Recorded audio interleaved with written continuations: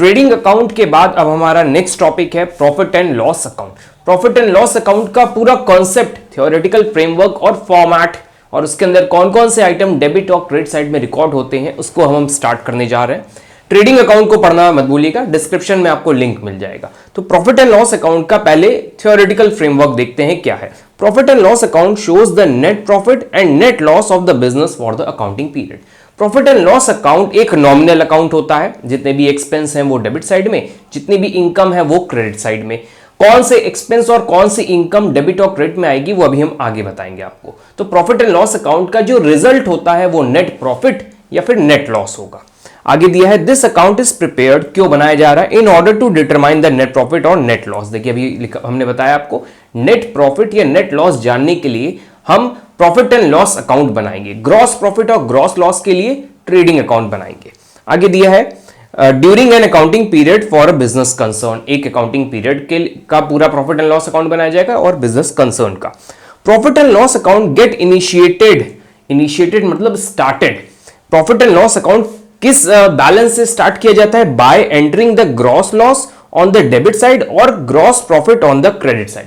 जब trading account बंद करते हैं हम तो ग्रॉस प्रॉफिट आता है या ग्रॉस लॉस आता है, उसको कैरी फॉरवर्ड करते हैं हम और ब्रॉट डाउन करते हैं प्रॉफिट एंड लॉस अकाउंट में ग्रॉस लॉस। अगर ट्रेडिंग अकाउंट में लॉस आया है तो वो यहां ट्रांसफर कर दिया जाएगा, अगर प्रॉफिट हुआ है ट्रेडिंग अकाउंट में तो उसको यहां क्रेडिट में नोट कर दिया जाएगा। तो यही initiated word profit and loss get initiated with gross loss और gross profit which is being carry forward from trading account से लेकर आया जाता है। आगे दिया है दिस अकाउंट, इसके बाद है this value is obtain from the balances which is carried down from trading account. Trading account में ही ये दोनों बैलेंसेस निकाले जाते हैं और उसको कैरी फॉरवर्ड कर लिया जाता है यहां पर। अब आते हैं आगे, देखते हैं a business will incur many other expenses in addition to direct expenses, these expenses are deducted from profit और added to gross loss and the resulting value thus obtained will be net profit और net loss। देखिए business में trading direct expenses भी होते हैं और indirect expenses भी होते हैं। तो डायरेक्ट एक्सपेंस तो हम लोग ने ट्रेडिंग अकाउंट में रिकॉर्ड कर दिए थे, उसके अलावा जितने एक्सपेंस होंगे इनडायरेक्ट नेचर के वो सारे हमारे प्रॉफिट एंड लॉस अकाउंट में रिकॉर्ड कर दिए जाएंगे। तो यही सिंपल से आपको याद रखना है कि इनडायरेक्ट एक्सपेंसेस जो है वो हमारे प्रॉफिट एंड लॉस अकाउंट में रिकॉर्ड होंगे। और कौन कौन सी चीजें रिकॉर्ड होंगी उसको भी देखेंगे अभी हम। तो हम पहले आते हैं importance of profit and loss account पे, फिर हम देखेंगे कौन से आइटम डेबिट में रिकॉर्ड होते हैं प्रॉफिट एंड लॉस अकाउंट के, कौन से क्रेडिट में होते हैं। फिर पूरा एक्सप्लेनेशन देंगे हम कि डेबिट में कौन कौन से आइटम रिकॉर्ड करने हैं और क्रेडिट में कौन से आइटम रिकॉर्ड करने हैं।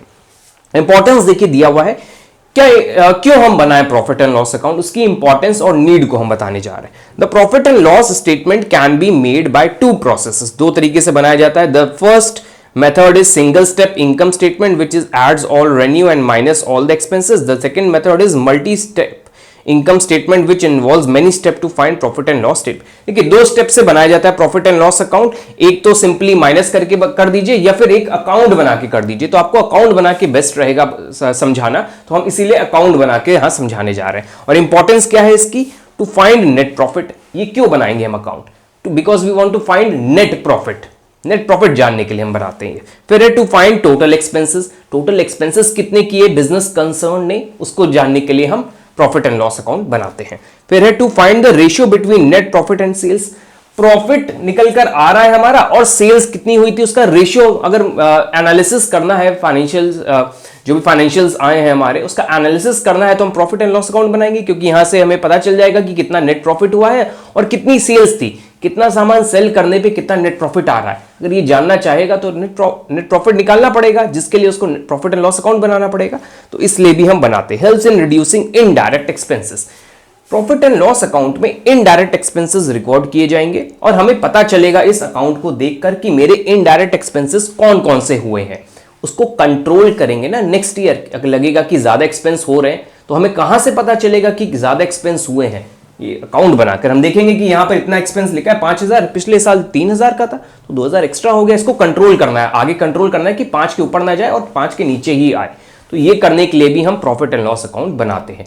अब आते हैं अपना मेन जो टॉपिक है इसका, डेबिट साइड में क्या रिकॉर्ड होगा और क्रेडिट साइड में। तो देखिए हमने इसकी कैटेगरी बना दी है debit side of profit and loss account को 3 कैटेगरी में डिवाइड किया गया है। हमने जो भी डेबिट साइड में रिकॉर्ड होंगे, जो भी एक्सपेंसेस हैं रिकॉर्ड होंगे डेबिट साइड में, उसको मैंने 3 कैटेगरी में लिखा है। तो पहली कैटेगरी में देखिए दिया ऑफिस एडमिनिस्ट्रेटिव एक्सपेंसेस। ऑफिस के और एडमिनिस्ट्रेटिव एक्सपेंसेस जितने भी होंगे वो प्रॉफिट एंड लॉस अकाउंट के डेबिट साइड में आएंगे। तो देखिए मैंने यहां लिख भी दिया है ऑफिस एंड एडमिनिस्ट्रेटिव एक्सपेंसेस जितने भी होंगे, जैसे आपका हो गया स्टेशनरी हो गया, आपका हो गया ऑफिस रेंट हो गया, सैलरी हो गया, ये सारे टैक्सेस हो गए, आपके ऑडिट फीस हो गए, ये सारे ऑफिस एंड एडमिनिस्ट्रेटिव एक्सपेंसेस की कैटेगरी में रिकॉर्ड कर दिए जाएंगे। तो पहली कैटेगरी हमें समझ में आ गई, ऑफिस एंड एडमिनिस्ट्रेटिव एक्सपेंसेस जितने भी होंगे सब प्रॉफिट एंड लॉस अकाउंट के डेबिट साइड में, याद रखिएगा। फिर है हमारा selling and distribution expenses, goods को सेल करने में जितने खर्चे हो रहे हैं हमारे, जैसे गुड्स को खरीदने में जितने होते थे वो आपके ट्रेडिंग अकाउंट में जाते थे। सेलिंग एक्सपेंसेस जो होते हैं, जैसे एडवर्टीजमेंट हो गया, आपने जो डिलीवरी वैन ने जो गुड्स डिलीवर करने गया सेल करते समय वो एक्सपेंसेस हो गए। सेलिंग के टाइम जो पैकिंग की गई उस पर जो एक्सपेंसेस हो रहे हैं, तो इस तरह के जितने भी एक्सपेंसेस होंगे वो सेलिंग एंड डिस्ट्रीब्यूशन एक्सपेंसेस में आएंगे। कन्वेंस हो गया आपका, अगर कैरियज आउटवर्ड जैसे हो गया, गुड्स को सेल करते समय कैरियज आउटवर्ड दिए जाते हैं, तो इस तरह के expenses selling and distribution expenses की कैटेगरी में आएंगे।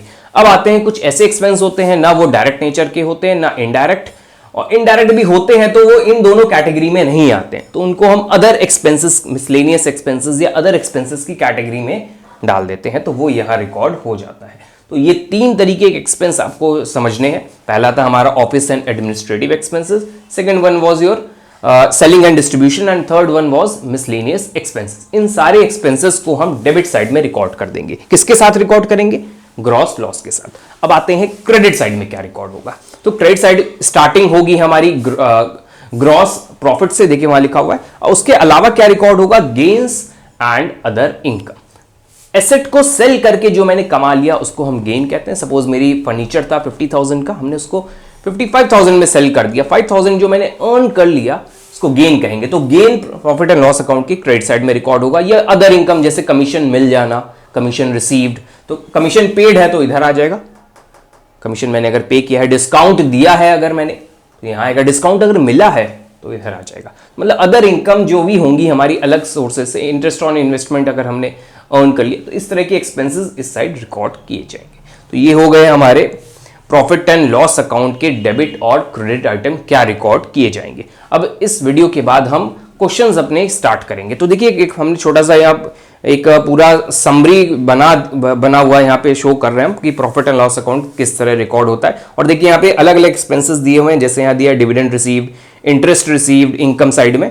तो ऐसे जितने भी एक्सपेंसेस होते हैं, बैड डेट्स हो गया डेबिट साइड में आ जाएंगे, गुड्स लॉस्ट बाय फायर, इस तरह के एक्सपेंसेस जो है वो हमारा प्रॉफिट एंड लॉस अकाउंट के डेबिट में आएगा। सारे एक्सपेंसेस और इनकम को रिकॉर्ड करने के बाद हमारा जो रिजल्ट आएगा वो होगा नेट प्रॉफिट या नेट लॉस। तो देखिए कैसे, यहां पे हम सारे आइटम्स रिकॉर्ड करेंगे इनकम वाले, और जितने भी एक्सपेंसेस होंगे वो डेबिट साइड में रिकॉर्ड करेंगे।